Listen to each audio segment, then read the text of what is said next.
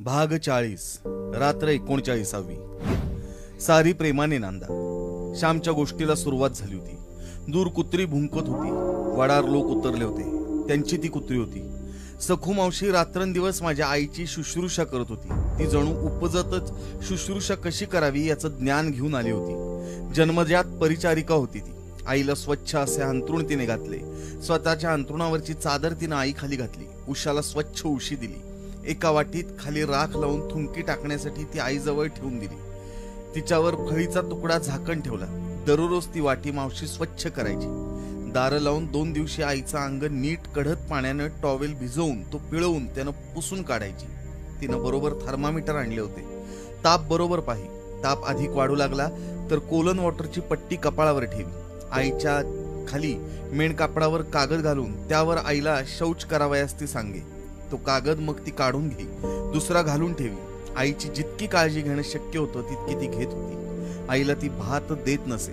तिनं रतिबाचं दूध सुरू केलं। सकाळी विरजलेलं दूध रात्री ढवळी, रात्रभर विरजलेलं दूध सकाळी ढवळी। ते गाळून घेई, नाहीतर त्यात लोणी यायचे।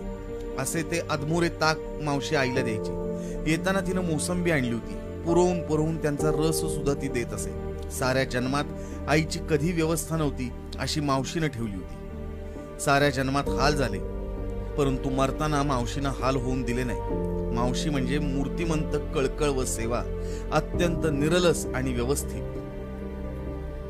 ती मथी सारखी म्याव म्याव करते, तिला आज भात नाही का रे घातलास?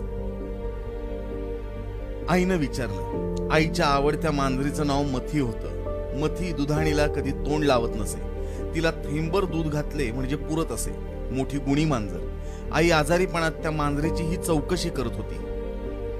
अक्का, तिला भात घातला, परंतु ती नुसते तोंड लावी।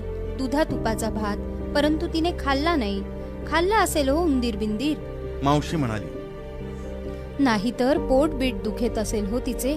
मुकी बिचारी, बोलताही येत नाही, सांगताही येत नाही, आई म्हणाली। आईचं दुखणं वाढतच होतं। दुखण्याचा पाय मागं नव्हता, पुढेच होता। मुंबईहून मोठा भाऊ 4 दिवसांची रजा घेऊन घरी आईला भेटायला आला होता। नुकतीच त्याला नोकरी लागली होती, रजा मिळत नव्हती। मोठ्या मिन्नतवारीनं 4 दिवसांची रजा मिळाली। आईला पाहून त्याला भडभडून आले। आई, आई काय ग तुझी ही दशा? तू इकडं होतीस, काम करत होतीस। आई, आम्ही तिकडं खुशाल खात होतो, परंतु तुला घास मिळत नव्हता, असं म्हणून तो रडू लागला। धाकट्या पुरुषोत्तमानं सारी हकीकत त्याला सांगितली होती। आईनं कसे हाल काढले, दवंडी कशी पिटली, ते सारे त्यानं सांगितले। दादाचे हृदय दुभंग झाले। आई म्हणाली, चाललेच आहे बाळांनो।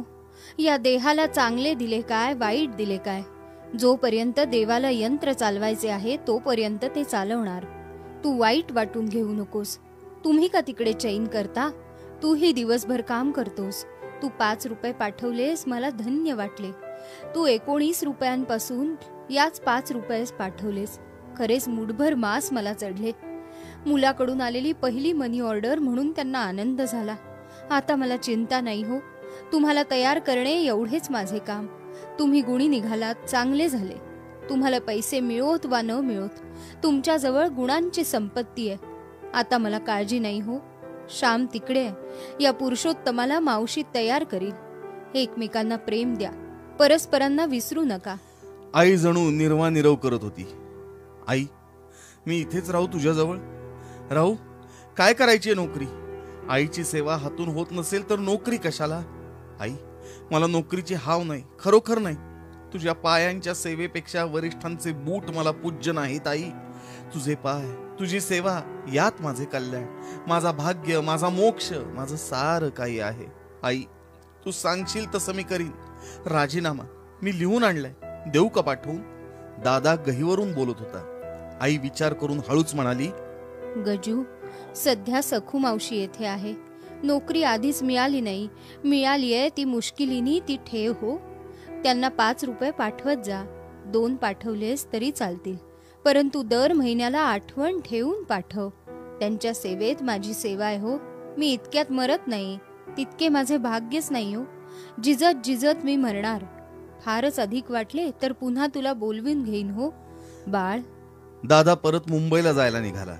अभागी श्यामप्रमाणे अभागी गजानन निघाला। आईचे हे शेवटचे दर्शन अशी त्याला कल्पनाही नव्हती.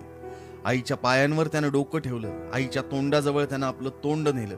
आईनं त्याच्या तोंडावरून डोक्यावरून आपला कृश हात, प्रेमानं थपथपलेला हात फिरवला. तो मंगल हात फिरवला. जा बाळ, काळजी नको करू. श्यामला मी बरी आहे असे पत्र लिही. उगीच काळजी नको करू हो. सारी प्रेमाने नांदा. एकमेकांस कधी अंतर देऊ नका हो. आईनं संदेश दिला. जड अंतःकरणानं दादा गेला. कर्तव्य म्हणून गेला. संसार मोठा कठीण आहे हेच खरे.